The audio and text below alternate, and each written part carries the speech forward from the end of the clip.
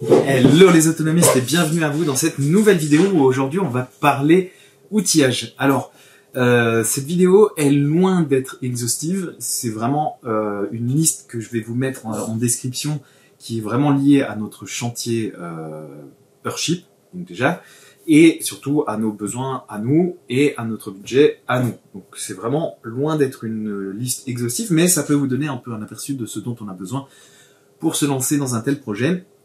Et donc la liste que j'ai sous les yeux, que je vous ai préparée, reprend, on va dire, les principaux outils dont on a eu besoin, sans compter bien sûr après tous les points de détail, hein, les disques pour la meuleuse d'anse, les vis, les cartouches de silicone, tout ça bien sûr je l'ai sorti. C'est vraiment, on va dire, un aperçu de l'outillage, vraiment le petit et gros outillage.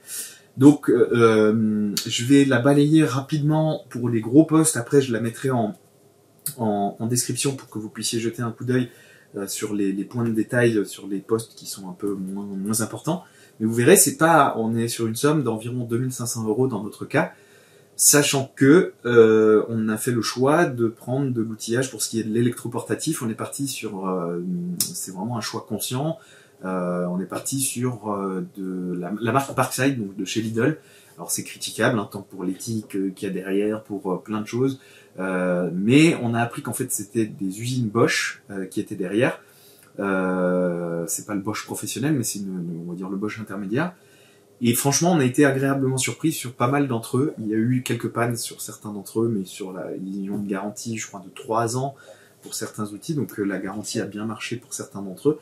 Et sincèrement, pour le besoin qu'on en avait, ça a largement suffi. Un professionnel du bâtiment, clairement, il nous riait au nez quand on disait qu'on avait pris ça. Je les comprends, hein, c'est pas fait pour durer, c'est pas très, il y a certains appareils qui sont pas très précis, etc. Donc clairement, c'est pas ce qu'il y a de mieux, mais en termes de budget, de rapport qualité-prix, franchement, nous, on a été pleinement satisfaits. Pour commencer cette liste, donc il y a le plus gros outillage qu'on a eu besoin, c'est je vais y arriver, la scie à onglet.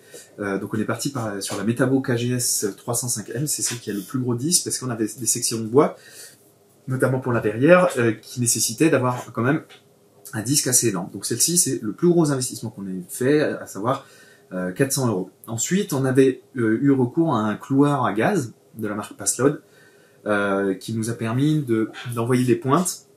Alors c'est pas un gros cloueur qui permet d'envoyer des grandes pointes, mais c'était des pointes intermédiaires. Je crois qu'on pouvait envoyer de la pointe de 70 mm au maximum, et ça nous a permis d'aller très très vite sur certains postes pour des assemblages de fermettes, les choses comme ça. Ça, clairement, je pense que c'est un indispensable pour aller très vite sur certaines phases de la partie bois. Ensuite, niveau optique, on l'a pris d'occasion, c'était indispensable ça aussi. C'était un niveau qui nous permet de faire les différents niveaux de la maison, donc que ce soit les niveaux de chaînage, les niveaux de dallage, les pentes d'évacuation des eaux, les choses comme ça. Ça c'est indispensable. Donc ça on l'a payé d'occasion 150 € avec la mire, etc. Ensuite on avait acheté un vibreur à béton pour faire du béton armé. Ça pareil, je pense que c'est indispensable pour vraiment faire du béton solide. Ça coûtait 150 €. On a acheté un coupe-carreau parce qu'on a fait un peu de carrelage. On a acheté une meuleuse d'angle, une perceuse, un enrouleur électrique, une échelle, un rabot, une ponceuse multifonction. Donc tout ça, je passe un peu vite parce qu'on est dans des ordres de prix entre 50 et 70 €. 6 sabres, niveau laser, donc c'est un 12 lignes. Ça c'est aussi indispensable pour moi. Des bâches, pareil, outils vibrants. Donc ça c'est l'outil vibrant, vous savez, c'est les petites plaques là qui permettent d'accéder un peu n'importe où. Ça nous a sauvé aussi par moment. Une scie sauteuse, une visseuse à choc, pareil, visseuse à choc indispensable pour la partie charpente. Mais alors là vous envoyez des pointes, des vis de 140 juste avec la gâchette, c'est incroyable. Ça va vous sauver les poignets par rapport à une visseuse classique.